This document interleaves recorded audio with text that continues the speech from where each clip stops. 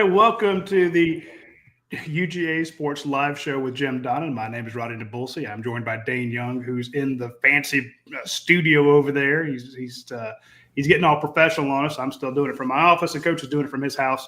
And we appreciate all of you joining us on this rainy Tuesday afternoon. The Bulldogs were victorious over the Tennessee Volunteers in a game that was the first three, I guess the first quarter versus the last three looked like Dr. Jekyll, Mr. Hyde, as Coach likes to say. But statement win for the Bulldogs, statement win for Carson Beck. And right now, Coach, let me get just overall the fact that your head coach, I mean, I want to give credit to his players, but your head coach is 20-9 against AP top 10 teams while he's been at Georgia. That is the fourth highest winning percentage for any active head coach or any head coach since the AP started doing polling in the mid-1930s. So I like Kirby in big games. He's won 20. That's 2 out of 3. Yeah, you look at his record since he's been here, it's just been really good. And you go back to Alabama, all the big games they won. So, but it was one of those things. It's like a B12 shot for everybody because, it just gets to the point where everybody's, which is true. I mean, not everybody, but most people are wondering what we can do and how we can fix it and do everything. But based a lot on the past instead of this season. And they really have been very, they've acclimated to all the different changes that their team's been presented.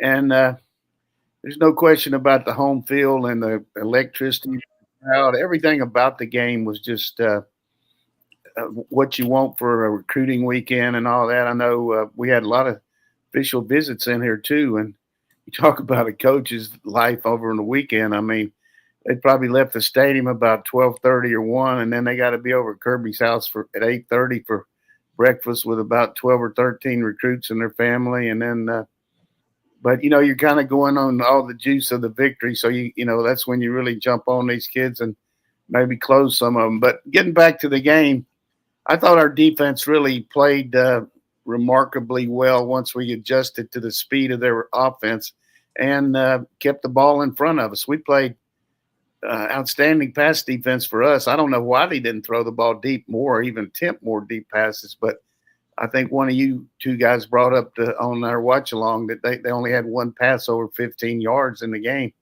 And if you'd have told me that before, I would have been very surprised about it. But just from a general overview, the brilliance of our game plan, bringing into the foe more of the tight end, attacking that one safety who had some issues. Wasn't any question that he was a problem for their defense. And the fact that, Tennessee was just stubborn about playing the box. I mean, they were really hell-bent on stopping the run, and we ended up with a lot of good play-action passes and just on target. You can't say enough about – we'll mention more about Carson as the show goes on. But just one of the things that when I was a young coach – which is only about 5 years ago. But I was you guys didn't catch that one, did you? I did catch it. I was like, I wasn't sure if you wanted me to call you out or not.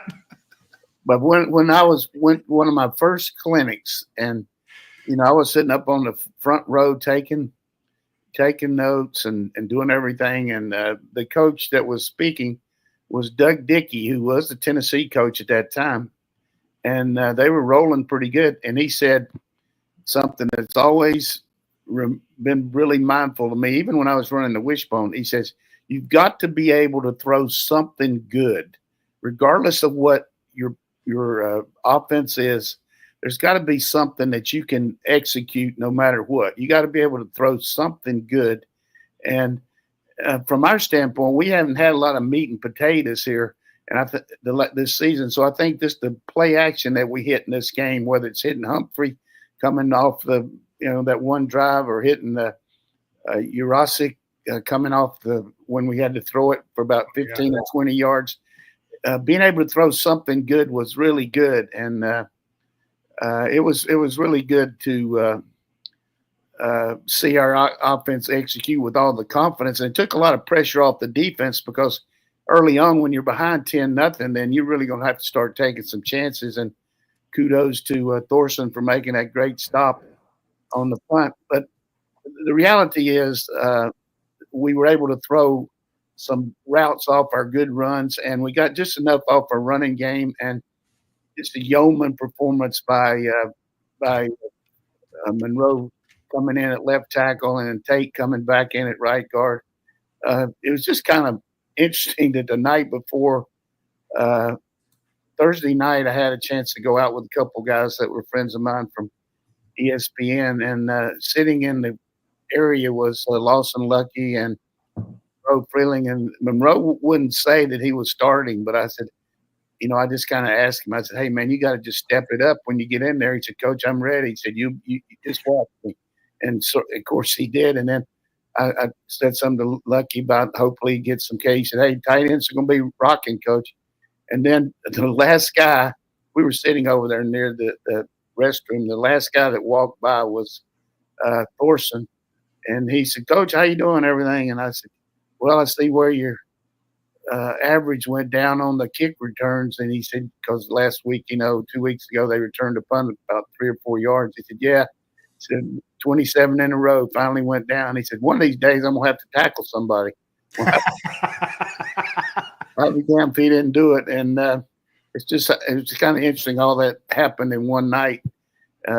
Saw all three of those guys who had a lot to do with the game. But there's never been a time to be really fired up about Georgia football. It's right now with all the potential here. And you can say what you want to about the night and everything. But, the fate's in our hand against Massachusetts and Tech, and we'll just have to see how it rocks.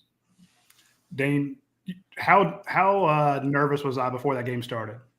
Very. You were probably more nervous for that one than maybe even before Ole Miss, and you were super nervous for that one. So, yeah, your Munson was shining through, Radi. And again, right after the Ole Miss game, I said Georgia will beat Tennessee because I was like, this won't happen again. But as the week progressed and you started seeing more and more guys go out, and just the vibes was there's nothing Georgia can do. They can't run block. This Tennessee defense is better than the Ole Miss defense up front. You got to be nervous about it. And you hear about all the guys that were injured. They put Trevor Etienne on the out list, and you're like, Georgia's without all these different starters, 11 different starters banged up or something. But something we've talked about on the watch along, Coach, and you've mentioned it in some of those. In some of the times that they've struggled, it hasn't been one or two guys. It's been spread out. Everybody has one play that affects the game. And last Saturday was the reverse. Everybody had one play that, I won't say won them the game, but you mentioned Brett Thorson. That was a huge saving tackle there. Carson Beck, of course, went off. Nate Frazier plays out of his mind. Monroe Freeling, Dylan Bell before he gets hurt. Daniel Harris comes in and just plays lockdown. Dan Jackson, Chaz Chambliss, London Humphreys. I loved how it was complimentary football again, Coach. It felt like everybody was feeding off each other's energy, and they were all feeding off the crowd. And you're hard-pressed to beat a team like that when they're doing what Ole Miss did a week ago. Well, here's the thing that from a team perspective, you work so hard in the off season and then summer camp and everything, and you know what your potential is. You see it daily. You see different guys stepping up, but you also go through the rigors of a season and have all the things that have happened to you, and then there creates some doubt, and which is normal. That's a human brain telling you, hey, well, maybe we're not this, but to see it come to fruition and what the coaches have been telling you and what you've been practicing, it just has a tendency to make everything go better sometimes when maybe it wouldn't. And for Tennessee, the one kid had to drop right there. That was a critical drop over there in front of our bench. And then the offsides by their team on critical situations, and then the false starts by them. And you can say what you want to. I mean, we can talk about penalties and missed calls and all, but if you had that, if you put that play that Nitro had where his helmet came off in front of a committee of NFL, high school, college, all-star referees, and said to them, is this a personal foul for face mask? And let's just say you had 25 of them, all 25 of them. There's no way you couldn't say it was a face mask. Yeah. I lost his helmet. His hand went in front of his face. And you're just kind of and I'm not worrying about what Heupel thinks or anything like that. And then the situation with the guy going off the field, I mean, that's just the way the rules are, and we can harp on that all we want to. But and there's a lot of missed holding on every play. So, but the bottom line is they've had 4 chances since and every time they've played us, they've started out the game ahead. So they've had at least a 7-point lead on us every game, and they hadn't done diddly since. So either we're making great adjustments or they're not adjusting, or I don't know what it is. But, boy, I tell you what, after the first couple series, our defense has been, Dan Lanning dialed in, Schumann dialed in, and it was impressive. Radi, if I told you that Tennessee has 152 yards rushing in that game, you would have thought either they won or it was closer than it was, right? Yeah. Oh, absolutely. And I knew that they would stick with the run, but if you told me they'd only have 1 pass over 15 yards, I'd be like, that's stupid. Just throw it deep against this Georgia defense, because half the time you're going to get a pass interference call or a defensive holding call. It's just I'm not saying it's the refs one way or the other, just saying it happens a lot. And I was flummoxed, coach, as to why I get sticking with the run, but especially when you're trailing by a couple touchdowns or a couple scores, they just did not do it at all. And then to see your starting cornerback go out or being pulled out, I'd have been going after Daniel Harris or or go after what did Ole Miss do? They attacked your, like you said, the B and C areas of the field. I'm looking to see Dan Jackson was playing star. Why not go after him relentlessly? I didn't understand their game plan, Dane, not at all. Was Dan playing star or it seemed like when they dropped 2 safeties back, it was Malachi and KJ Bolden. Yeah, well, he had different. That was in their dime stuff. But I'll tell you this: when you look at the play-by-play of the game and all, we only had 2 scores except at the end of the game, and they were only down 1. And he's playing it close to the vest, worrying about a turnover and all that. So maybe he feels like it. Based on the season, they haven't. And you listen to Dayne's Film Don't Lie, they haven't been very prolific at hitting the deep ball. So maybe he just didn't feel like he could waste it down, and he knew he was running good enough to make some first downs. And, you kind of called the game accordingly. And that's the Tennessee MO this year, more run and less deep shots. But boy, I tell you, this kid's impressive. He's got a great delivery. He's very accurate, and he's tough. I mean, he took some hits the other night, and he really is worth whatever they're paying him. I mean, he's an outstanding quarterback, and I thought our rush was effective enough to make them think about what they were doing. But when he was catching the ball and throwing on rhythm, I mean, there's nothing you can do. The guy's 6'6". He's going to get the ball over most outstretched hands. And early on, again, we had a couple of deflated passes as far as just knocking them down that kept us from getting completion. So we got to be worried about that going forward. But I would just say this, Tuesday, November the 19th, I'm as close to James Brown as I've been since the season started. It was just strange to see the inverse of last week against Ole Miss, where Georgia really got beat on both lines of scrimmage. But, Coach, to your point, when Georgia ramped up the pressure a little bit, not a lot, they didn't bring the house against Nico, but he was a little less accurate beginning second quarter, and that made it tough to extend drives for Tennessee. Conversely, I thought Georgia on offense, you mentioned some of the guys in the offensive line. In the rewatch of the game, to me, I thought Xavier Truss had one of his best games I've ever seen at Georgia. And he's been here a long time and played a lot of football. When he's playing well, it makes everything else work a little bit better. Yeah, and it's to his standing up for a little bit. We've had a revolving door at right guard. So you got a guy that you've been playing with for 2 years in Tate Ratledge. It's going to help you know that he's going to make the right calls. He's going to be there to cover your back and all that. We did get one holding call on Truss, but Fairchild continues to have 2 or 3 just dynamos every game. I mean, he knocked the guy into the turf. And then our center is just outstanding. I mean, this guy, definitely he's got a pro career ahead of him. And then, we got Monroe coming in there, and hopefully Green can come back. But the one thing about Ole Miss, it's a natural tendency to say we got destroyed at the offensive line, and we did because of the 5 sacks. But we have been a great pass blocking team all year. Yeah. And we were behind in that game, and they're teeing off. So maybe a little bit weren't as bad as maybe what everybody says. And the defensive line really was not really the fact that they ran the ball and they didn't try, but it was just the fact we couldn't get any rush on them.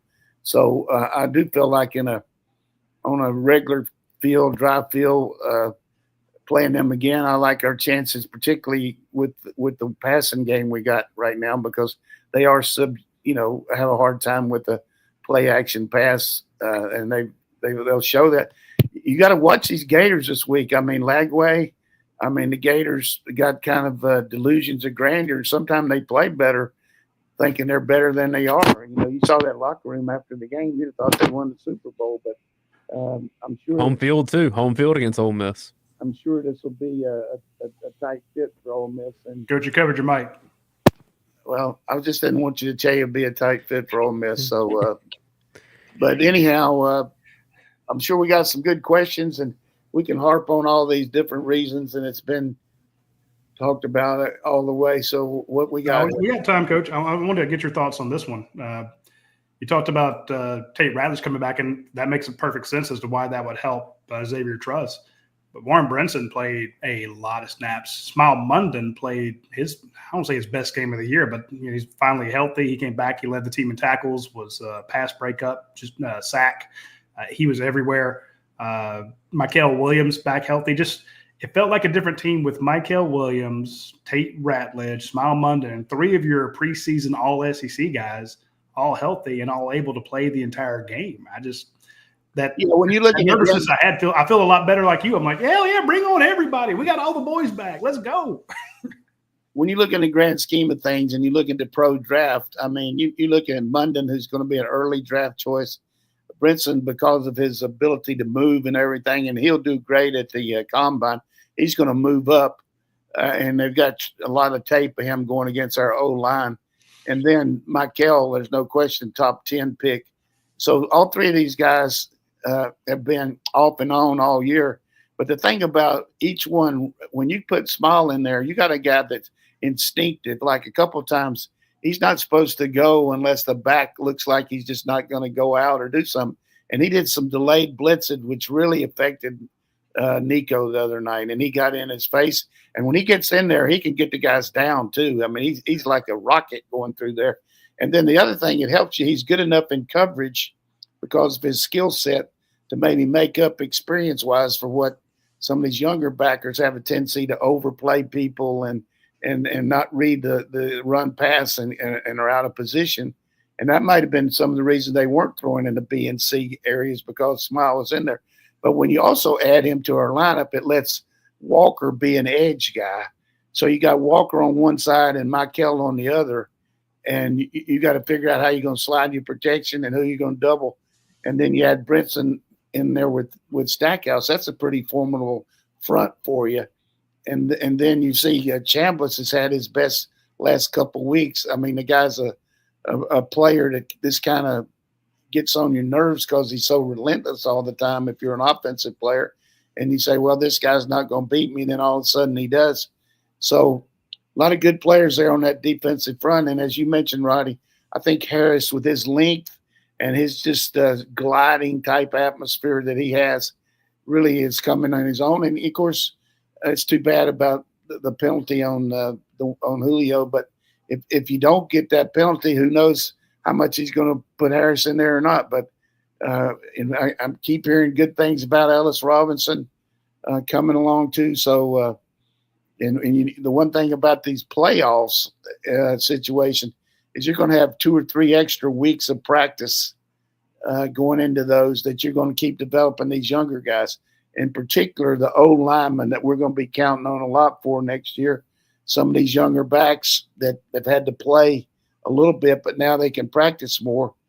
And the one kind of silver lining that the old coach is coming up with is during the course of a year, if you're a running back and you've been hit umpteen thousand times and you've had so many game reps and you've had to pick up blitzes and you've had to run in and pick up short yardage and all, but then all of a sudden at the end of the season, you have an injury which doesn't affect your legs or your conditioning.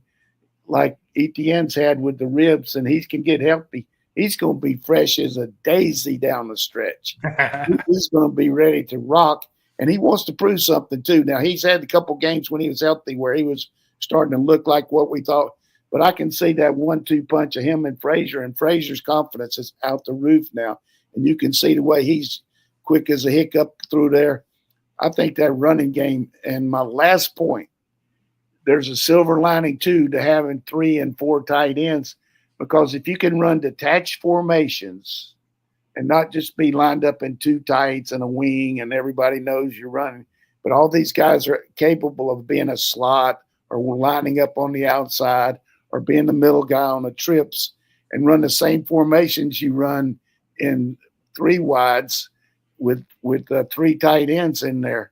Boy, that's tough on the defense now. Do we go nickel? Do we go regular?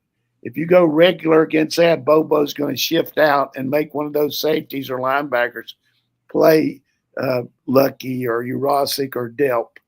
And Delp, I mean, I've always been high on him. He comes in the backdoor situation there behind Washington and Bowers, and maybe got a little injury this year. But you talk about clutch cargo in that game, being open and making those plays. He did have the one play where he was dislodged from the ball, but I could just see another thing. Can you imagine his confidence going in here to the last couple of weeks now, and all those guys thinking? And the last point would be the job Todd Hartley's done with Urosic, and people say, "Well, it's Urosic." Let me just tell you, I asked Todd Hartley last night because somebody brought that up. It's Urosic. So the job he's done with them, taking a guy from Stanford who was more of a pass-catching tight end, not asked to block, he's developed into a heck of a blocker on the perimeter at the point of attack and clutch catching the ball. And so I don't want to go overboard here about our potential, but if you go into those areas, development of our tight ends, hopefully Bell will be back. Maybe we'll get Kobe Young, Etienne back. The development of our secondary depth, one of the best place kickers ever to play in SEC, getting our return guy back in Evans, seeing a guy like Nitro out there. If you don't talk about some twitch now, you need to go watch Chubby Checker now. This guy can move. He's got good release. He didn't widen enough on that first fade route, but just a really good player. And, I don't want to go overboard, but I worry about Tech. I worry about the quarterback runs. I'm just telling you right now, we got 12 days. I mean, we got not even 12. We got 9 days to get ready because we play on Friday for Tech, but we got to get ready for UMass. But that's the thing. I always worry about a coach that's been fired, a new coach coming in there. You don't know what they're going to do. So, but UMass played Liberty to overtime, and Liberty's only lost 2 games in 2 years. I'm with you there. I'll be worried when Tech rolls into town. I'm not worried about UMass as much, but I'll be just as nervous as I was before because that's what I do. If you want to be unworried and not have any issues whatsoever and absolute full confidence, reach out to our buddy Big Dan, the Bobcat Man up in Rome, Georgia at Reinhardt Equipment Company. He is he's a riot.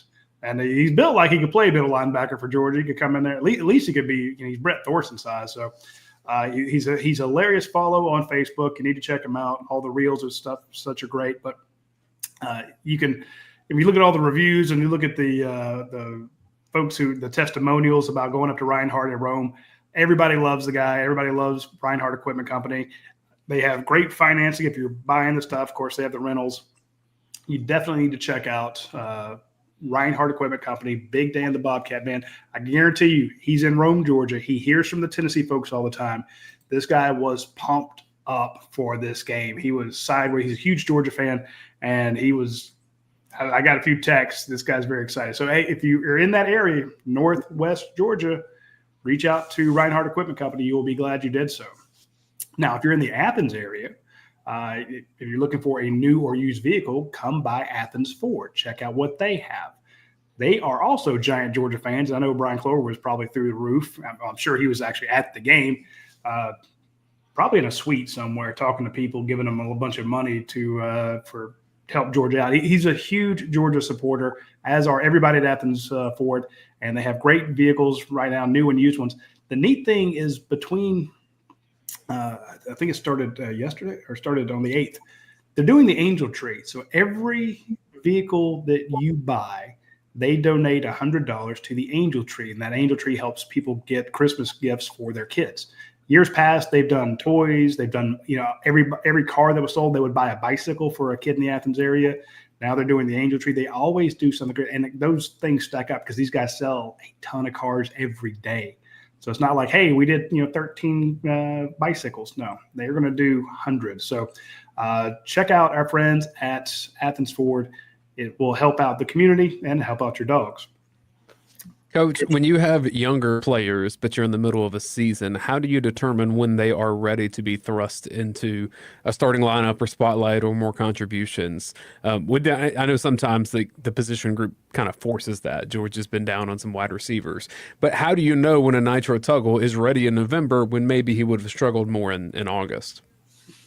Well, it's a real fine line. A lot of times you can't really wait. You just got to put them in there because you don't have enough players, and you just got to go with it. And then sometimes you have the luxury of having some depth, but you know that this guy's talent is good enough to warrant some playing time. So you got to figure out between the two. But when you got a guy that's just like a Champ Bailey or Keith Jackson, guys that I've had, I mean, everybody on the team knows that the guy's just got to play. You got to put him in there, and you got to.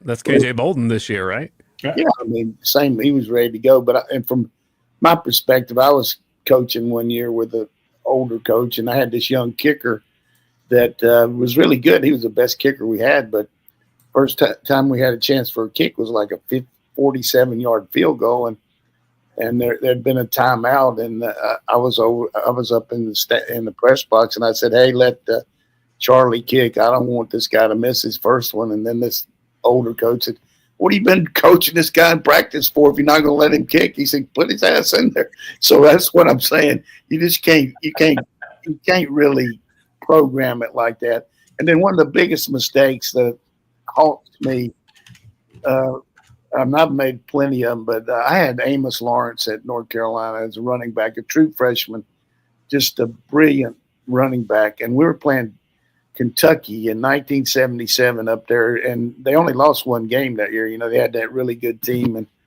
and we were playing a really tight fit game, and I didn't put Amos in the game because I was waiting for the right time because I want him to kind of get his rhythm and everything. So I went the whole game and never put him in. I went to the locker room after the game, and I said, "Amos, I'm just going to tell you right now, I'm not going to apologize. I'm just going to tell you I made a big mistake. I should have put you in there no matter what, and I promise you're going to start this next week. You're starting." And I didn't even talk to the head coach. And, of course, the head coach was jumping my ass on the bus out there. Where was Amos? So we played him next week. He got 217 yards. But wow. The whole point is if a guy's good enough, put his ass in there. And if he's not quite good enough, put his ass in there. You got to put him in there and let him go. I mean, let's see what happens. But I did get this little tidbit of information from, when the other team comes in and they get in the locker room and everything. And after the game, sometimes they leave some of their game plans and sometimes they leave these things in the locker room. But there was this little note that was in the shoes of all the Tennessee's players, and it said TGIF. And I said, "What does that mean?" He says, "Toes go in first." Okay. Why do I keep falling for these? Yeah, I like it though. I mean, that's and then that kid, that one Tennessee recruit had an injury when he was drinking some milk. A cow fell on him. Oh my God! All right, so we can't talk about Tennessee anymore. So, but I tell you, I think they got a playoff worthy team. They got a really good defense, good kicking game, and going to get even better on offense, I think. Certainly that prior guy was hurt a little bit, but you just look at Indiana. I mean, maybe Indiana will play Ohio State, but they played one team with a winning record. Penn State, come on. I figured we'll probably be 10th tonight. I hope we're higher, but you got to figure they're going to pick Alabama and Tennessee ahead of us. So we'll probably be 10th. I don't think Tennessee will be ahead of Georgia tonight. I think Georgia's going to be closer to No, 8. I didn't say Tennessee was. I thought you just did. I thought you said Alabama and Tennessee. My fault if I misheard Maybe you. I meant to say Alabama and Ole Miss. Okay.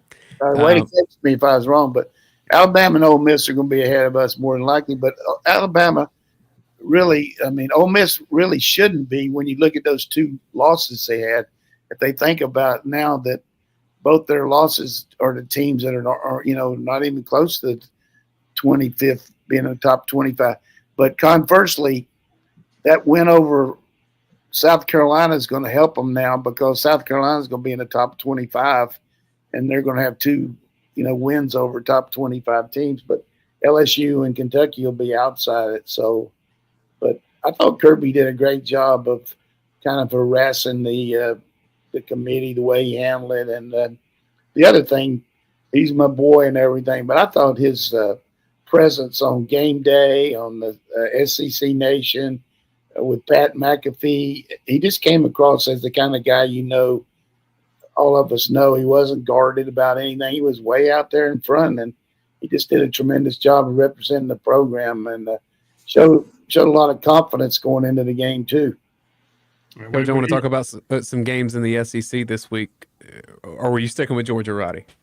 I was going to touch on what Coach said. When Kirby's relaxed, we find out what he's like, when he's not on camera, and that's what we've heard about him all the time. It's like, this guy's really funny and he cracks people up. And this week, I guess we kind of saw some insight into that. He was dialed in. I thought it was huge recruiting weekend.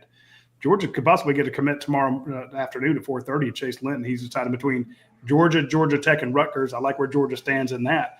But Georgia Tech and Rutgers? Yeah, hell of a kid, hell of a player. Again, I like Georgia's chances, but he was there for that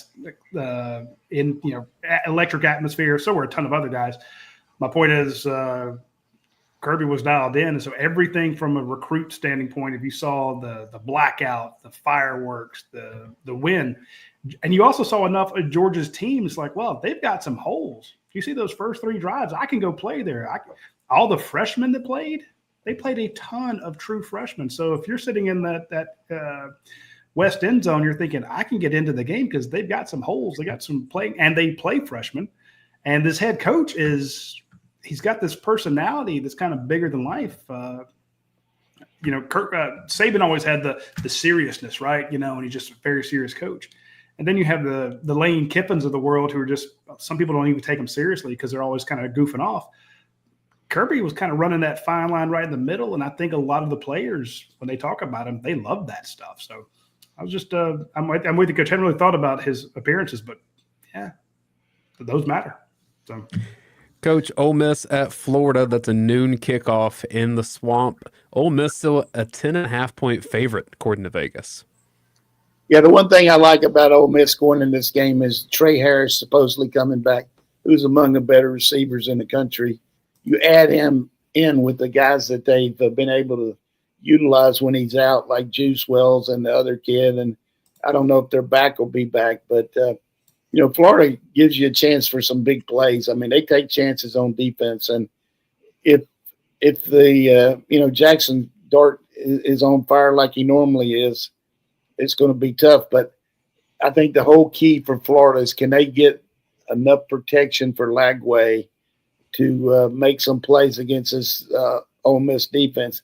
If they get behind and Ole Miss starts teeing off, it's going to be a long day because that Florida O-line is not one of the, it's a decent line. But like I said in the early opening of this show, when the team has been trying to get to the point where Florida is, one more game for bowl eligibility, the fact that their coach is staying, all the things have been wrong with them for 2 years, then they're going to play a little bit higher level than they're maybe capable of, just because maybe they think they're a little better than they are, which is okay.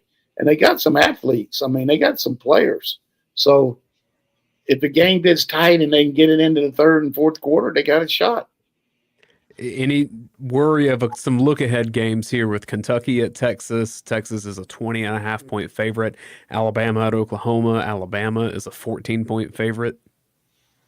Yeah, I think in the case of Texas, again, the big win is beating Colorado State with a winning record and Vanderbilt. I mean, what a schedule they have. And they got the same kind of schedule next year, which we got that same schedule, number one in the nation next year. So, but the thing about Kentucky is we saw it against Ole Miss. I mean, they had one of those kind of games where they really kind of played better on offense. They got some quarterback runs. They got some deeper shots. This Texas defense is tough, but, Kentucky has a tendency to kind of go with the flow. When they're playing good, they're really good. But when they're playing bad, they have a tendency to, here we go again. And they got win both these games against Texas and Louisville to be bowl eligible. Going to be tough, but Louisville had a tough loss last week to Stanford. As far as OU, I mean, everybody out there is kind of talking about next year, who's going to be their offensive coordinator, all that. But I was surprised the line wasn't more than that, 14 points. But they just got to hope that Milroe goes out to the casino on Friday night and doesn't get back. I mean, Two more quickly. This doesn't matter in terms of who wins the SEC like directly, but if you get into a cluster of two lost teams and you start looking at the aggregate win percentage of the SEC teams played, a game like Missouri at Mississippi State could definitely decide something based on just a very small margin, a difference of who played which team. For instance, a Mississippi State win helps Georgia out. I doubt it's going to happen. They're 2-8 this year. But just those games in the last couple of weeks, if you do get into big tiebreaker scenario, that may be enough to sway things in terms of schedule played. But Coach, the 2.5 point. We can't get in the championship game unless Alabama loses, more than likely, because any kind of scenario, they got it on us if they win their last two. And then the other thing is Texas and Texas A&M both probably got to lose one game, because either one of them, if Texas is 11-1, they're in. If Texas is 10-2 and Texas A&M is 10-2, they've only lost one in the conference. So they both have to lose a game. So yes, all those teams got to lose a game for us to get in. Well, one of those that's possible, and Vegas agrees this is tight. A&M at Auburn this week, night game at Jordan-Hare Stadium. A&M only a 2.5 point favorite there. Yeah, they've been notoriously bad on the road. They did get that victory against Florida, which was great. But you look over the last couple of years when Jimbo was there and now when Coach Elko, not a great road team. And all of a sudden, Auburn with that big win over Louisiana Monroe, they got to win the last two against A&M and Alabama to get bowl eligible. But they do have a salty defense, and they got a good. We know about Hunter. It just gets down to Peyton Thorne. How's he going to do throwing the ball? But I give them of all those games that we just talked about, the three, I give Auburn the best chance for an upset. Yeah, and if that happens, the final week, Texas has to go to A&M. That's now going to be a night game, so it's possible that A&M and Texas both lose one down the stretch, and you get an Alabama-Georgia deal. Unlikely, probably, but it's possible. And, you want to play for the championship. Watch your mic, Coach. You want to play for the championship and all that, but seriously, there's nothing wrong with sitting here and letting everybody else play, because who's to say that the loser of that game is going to get in? I mean, whoever – it's still – it didn't happen last year. And let's face it, when you're looking at the Super Bowl, you don't go back and say, well, they didn't win their conference. Yeah. They didn't win. They didn't do that, but they won the Super Bowl. That's what we're trying to win. So, and we haven't won the conference much. Seriously, the first year we won the out there at Indianapolis, we lost in the conference championship. You know what I'm saying? And then we did win it when we beat TCU. But seriously, don't get too caught up in worrying about that part. I mean, I think it's just – I'm not saying either one of y'all are, but no. If I had to play my cards on that, I kind of like – particularly if we get a home game and you might get a good draw and if I'm looking at the overall 12-team tournament, I would rather be in the bracket opposite Ohio State. If you're going to play them for the championship. Yeah, I'm with you. I noticed early on this year, Nick Saban was talking about the SEC championship. He said, "Hey, there were 2 years we didn't play in the SEC championship, and we won the national title." I'm like, yeah, that's true. And when they came out with 12-team playoff, I said right off the bat, I'm like, well, if you've got 12 teams and a bunch of these teams get to host, why play in the SEC championship? Granted, if you win, you get a bye in that first week, but you still play the same number of games because you had to play in that one. Right. So I put out this morning, Coach, that because we've been talking about this for a year. I said, will this kill the SEC championship game? It's too hard to thread that needle to say, hey, we want to be number 3 because you don't want to take the loss. I understand you want to be number 1 and win all your games, but if you can manage it so that you're the 3rd team, but high enough in the rankings so that you host, you get an extra home game, which is great for your program. Plus, you get a guaranteed 3 weeks. Let's say it's Texas and Alabama. One of those teams is going to lose and then have to play again if they get in 2 weeks. Give me 3 weeks to get Nate Frazier back, to get Dylan Bell back, to get Anthony Evans healthy. I'm like, yeah, I'll take the guaranteed 3 weeks. My players can finish out their assignment or finish out their academic year. December 4th, we've got recruiting. Finish that out. We can do all our preps and have 3 weeks to get ready. I know Kirby hates to have big time off like that, but I think he'd rather have that than a home game, or even then. You avoid that game. You also avoid injuries. And I saw one projection where Georgia would go to Penn State. And I said, oh, please. And a lot of people thought I was saying, oh, please, like this is stupid. I'm like, yes, hell yeah. Give me Penn State. I think Georgia would kill them. So give me Indiana in a home game. Exactly. I would much rather have that than play Alabama or Texas A&M in the SEC championship game. There's just no upside to it. It's going to be really one of the things that everybody looks at is how much in this first round do they have an SEC team playing another SEC team, which I hope they don't, because it's not fair to either one of them, because more than likely of those other 4 games, all those teams, they could beat all of those teams. So, but you got to look at the scenarios that Dayne presented, which are all good. There is a scenario where you could have 5 teams in there from the SEC. I mean, realistically, there should be 5. Yeah. But good point. We'll see. And then and people are still talking about South Carolina maybe, because if they could beat Clemson, and they really are coming on strong, no question about it. But one other point about that rest period and all that is that whole time you're going to be fighting like crazy to keep your team together from the transfer portal. And you're going to be looking at who you're going to get, because that window is really closed from last year. So it's going to be tough to be a coach during that time, talking about signing day, transfer portal, all that stuff, NIL. Here comes Santa Claus.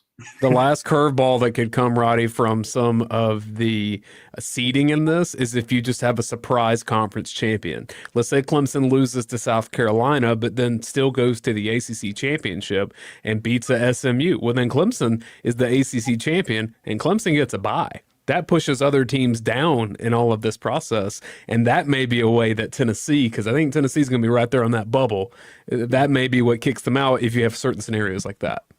Right, and they were talking about that last week with BYU or even a situation with Boise State. So, because Georgia was 12, but they were kicked out because the 13th team would be an automatic qualifier because of the conference championship. But it's going to be, when it all comes out a week from Sunday, it's going to be Katie bar the door. I mean, there's going to be a lot of people happy and even more dissatisfied. I mean, now you know how these teams feel waiting that are on the bubble for the NCAA championship, basketball. It's the same kind of deal, because there's about 20 teams that are really could be in the mix. And if you look at their strength of schedule, I mean, the strength of schedule for the top 4 teams outside of Oregon and Ohio State.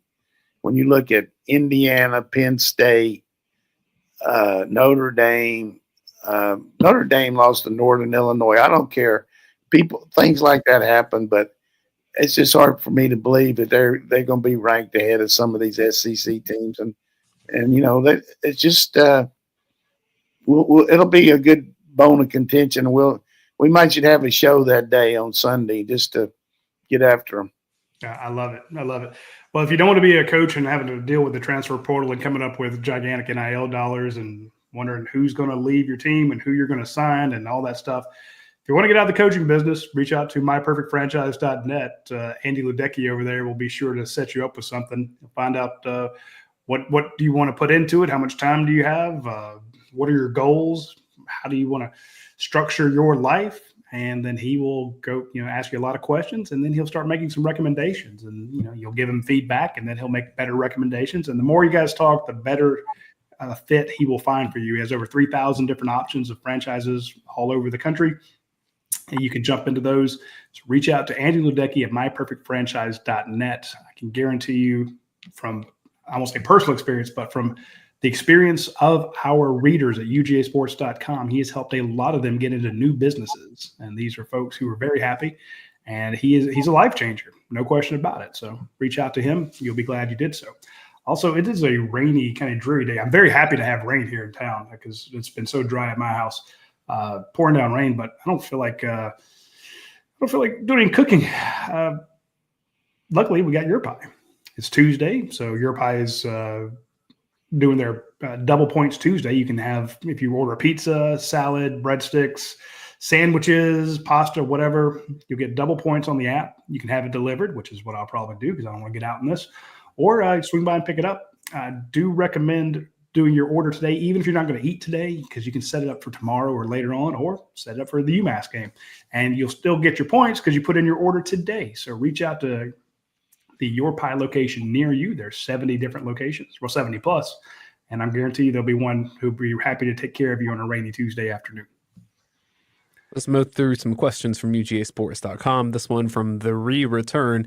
While subbing in fresh legs seems like something that Kirby has historically done on both sides of the ball, what is the real benefit that you get from having the same starting 5 on the offensive line play every single snap of the game like they did this past Saturday? Do you think that's the unit moving forward? Well, for the most part, we don't sub much in the O-line. We have some at tackle and guard. But I think just the unity, knowing what the other team's capable of, having the success rate that you've had, knowing that these guys are dependable, that they played in clutch situations and they practiced together. There's a lot of harmony there. So I think that's the reason. From GoDogs 1371, were there any adjustments made by the coaching staff that you can point out that weren't obvious? Tight ends catching the ball, sticking with the run game, or was this just a performance, a matter of execution? I'd say a little bit of everything, but more than anything, we mentioned at the first of the show that they felt like that they could do some formation stuff. If you just look back at the game and watch what we call, there's different kinds of motion where you bring either guy, whichever side you're going from side to side. A lot of times the guy will go outside the inside receiver. And when that happens, then you're hoping that the corner is going to bounce out and the safety is going to get the inside receiver. And then sometimes you will take a bigger split and that guy will go in motion and you want him to be the guy on the safety and he'll go inside the widest guy. And early in the game, we ran some motion where we brought Smith across the formation from a trips look back into the boundary, and he went outside the tight end.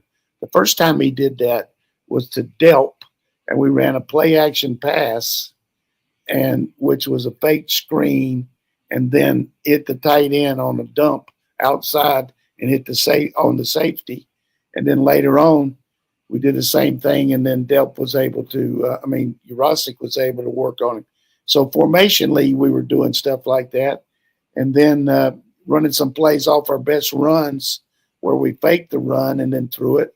And then getting some angles where we were able to block down and power stuff. But the number one call of the game for me was when we ran the quarterback power read, where we're faking the jet sweep, and if the guy's widen, the quarterback keeps it and runs up inside with the guard pulling. Which, how many times have we done that with Carson Beck? None. I was about to say 0 to 1. And everybody was shocked, including their coaches, players. They thought they were in the wrong stadium, but it was a huge pickup, and it was a kind of read where it was an easy read. Yeah. And you've got good angles. Truss had a good angle on a down block. Our right guard, Tate, made a good move. He silenced the guy and then went to the backside backer. Our guard ran up inside, and our tight end, Delp, was up there. So we had that kind of area there. And I tell you, Carson, not only was that run and then the run where he got a touchdown, but the biggest run was when they were playing two-man and kind of escaped the first rush and got out of it and then went for about 14 yards. If he'll just run just enough like that, what's going to put an inordinate amount of pressure on any defense we play? Here's the package. You can go 2, 3, or 4 tight ends, still run the same formation, have your power running game, your wide attack, all the screens and different things that you have. And the people that say screens are too much, what did Tennessee hurt us on? Down after down, throwing the screens out there, making us miss block, get off blocks and make tackles. And then the play action off of it, and then added power runs, and then get ETN back and have our offensive line cohesive. I like those shots. I thought the Carson Beck had, I won't say his best game, but it felt different, Coach. It felt more like Stetson, because you remember Kirby has said that, Carson doesn't get up or down. He's very Mr. Even keel.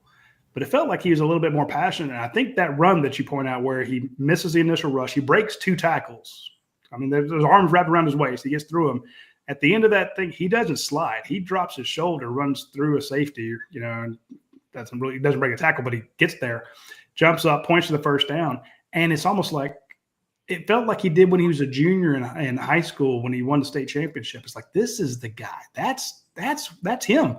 And he, even his post-game interview, he seemed different. I don't say this is his coming out party because he's been your starter for 2 years, but this game felt different for Carson Beck in my mind. Yeah, he needed that, and selfishly for him, it can't help but help his draft stock. He's got to finish up the year, but when you see some of these tight window throws he makes, and I see that, I read all the time about the Senior Bowl and these guys analyzing throws. I mean, there's not many guys that can stand back there and rip a ball against two-man like he did to Delp over the backer between the safeties with the velocity you got to have. And that's what the pros are looking for. And they like the fact that maybe the fact that he was sacked a lot last week, they're saying, well, he's not elusive enough. And then this week he gets away from the rush and does that. That all adds up to it. But we just got to get him to bring this championship home, and then hopefully his draft stock will even be higher. Sneak this in before one more break. Lump Dog says, if it seems like Carson and the entire team shifted into a different gear after he lowered his shoulder into the Tennessee safety on that first down scramble.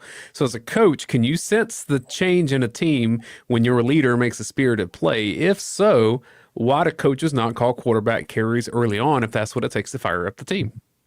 Yeah, he makes a good point, and certainly everybody rallies around that. Here's a guy that's not a runner, so to speak, but he's laying it out there for Georgia.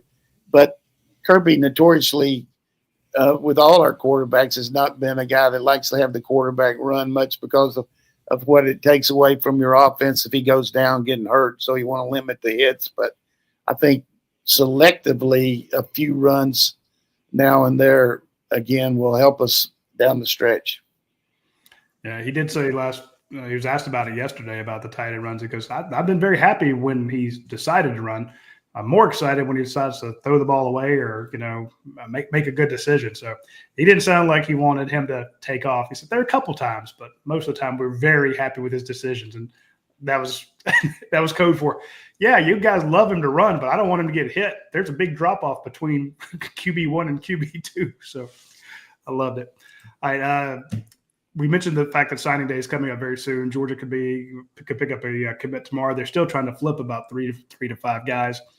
They've got a good signing class. Or the new rankings came out. Georgia has 9 players in the top 100. So if you think about it, it's almost 10% of the top 100 players in America will be signing with the Georgia Bulldogs. And part of that, like it or not, is you need to have a good NIL war chest. And I'm not going to ask anybody to write a giant check, but I would ask you, if you're a Georgia fan, don't buy cookies or granola bars from the grocery store. Just buy them from our friends at Bulldog Snacks. They do a huge help. They are a huge help, to Georgia's NIL efforts, because part of the proceeds from their Bulldog bars and their crispy chocolate chip cookies go to Georgia's NIL efforts. They wrote a gigantic check when they introduced the Bulldog bar last year, from the proceeds of that. And they're still doing it. A bunch of different players have been helped by this package, by this system they have going on. And we told people about the fan pack. That was a really big thing that you could buy. They introduced something new. It's called the sample pack. You get 4 bars and one of the bags of the chocolate chip cookies. It's free shipping. So go ahead to bulldogsnacks.com. Order the sample pack, see what you think, or get it for somebody else. If you're like, hey, I don't eat that sort of thing, well, I guarantee somebody in the family does, and help them to write another check for the University of Georgia from our friends at Bulldog Snacks. Along those same lines, there's the red and black water. You need to check out redandblack.win. It's Red and Black's raw sports water. It's kind of like you'll see the Gatorade water or Power Water, all these different, the big bottles of water out there. This one's actually created by 2 folks who are at UGASports.com. They are giant Georgia fans, and they're like, look, everybody buys water.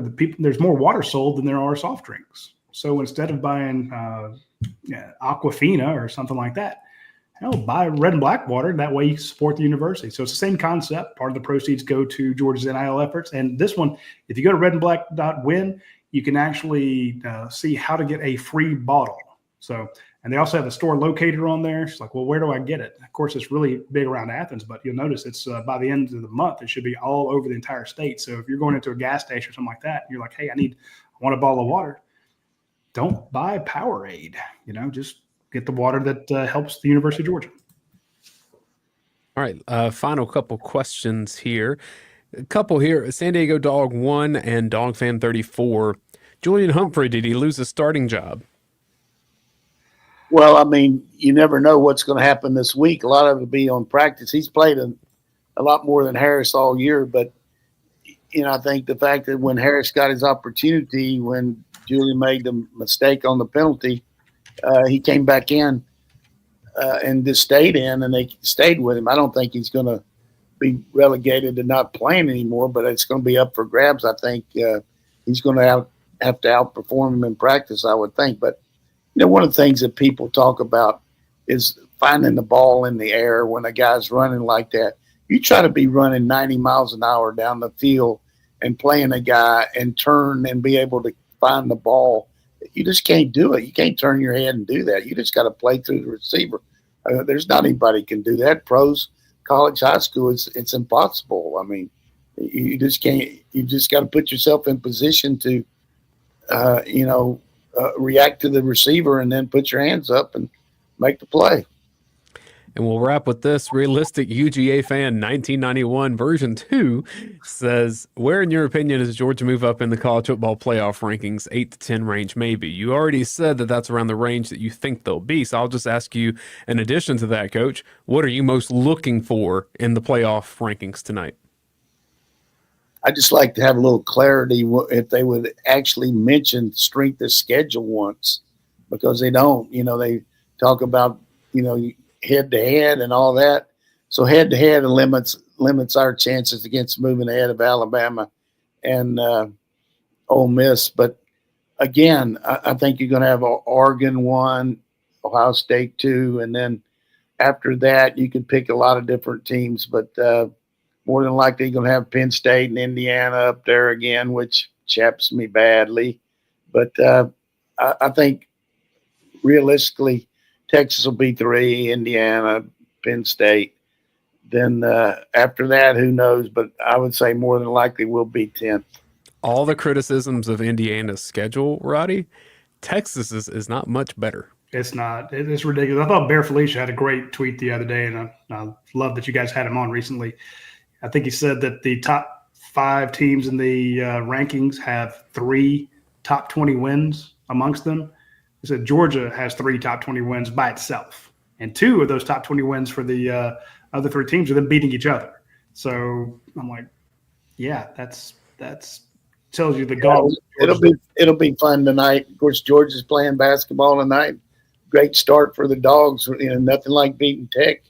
Really high on Coach White and the team he's assembled, and also our tennis teams are in these ITA tournaments now and doing well. So looking forward to all that today. And then for our fans out there that have requested it, Holly Rowe is going to do a little segment with Dayne and I today, and Dayne will put it up. But be kind of good to hear what her insight was after covering Georgia last weekend and talk about all of the stuff that she does.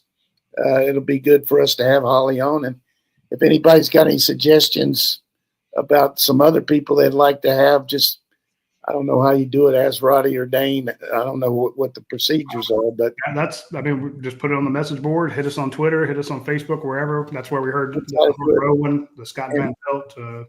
Yeah, Scott's coming up. Also, we got Stanford Steve is going to be on. He's on cloud 9, ain't he? Yeah, he was kind of mad that we had Bear on. He was kidding, but I said, hey, I had Bear already scheduled, and I said, I'm counting on you for the Tech Week, and he was great.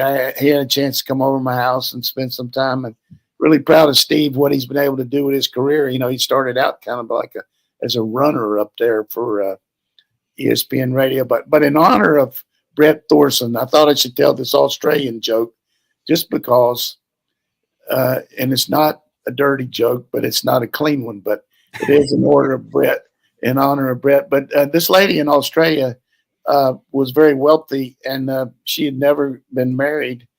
And she just kept thinking all these guys were going after her for the money. So finally she decided that she would just put out something in all the papers and internet and all about the requirements that she had to have for a proposed husband. And one of them was the fact that she wanted him to be a virgin, and the other was the fact that he had to show his wealth situation, and he would sign a prenup and all that. And so she had all these people apply, and finally she had this one guy that comes over there, and she really liked him, and they made all these arrangements, and they got married, and it was their wedding night. And he had said that he had never been with another woman or anything. So the night of the wedding, after the reception and all, they're over there at the room, and she goes in the restroom and changes her clothes and comes back out. And this guy, it's got all the furniture all against the wall. I mean, he's got the tables, the chairs, the bed, everything's against the wall. And she's saying, what in the world is going on? He said, if you move around like that kangaroo does, I'm going to have a lot more room in there. Damn it. Now that's clean enough, isn't it? That is clean enough. Hi, folks. And this is why you have to you're going to have to be on this week, Coach, with UMass for the watch-along show. You better bring that. Hey, we can retell that one and tell all your others. I tell you, I worry about that game. Anytime you fire the coach, you never know what you're going to do. And all plans are getting all these young guys in, all that stuff, keeping guys healthy, go out the window. I mean, we thought about Tennessee Tech. How'd that work out? These games worry me just from that standpoint. You just got to get – and then you got a short week, and Tech's got that extra couple of days too. They're going to play Thursday night against the Pack. The Pack's coming in. I tell you, the Pack's got a good young quarterback.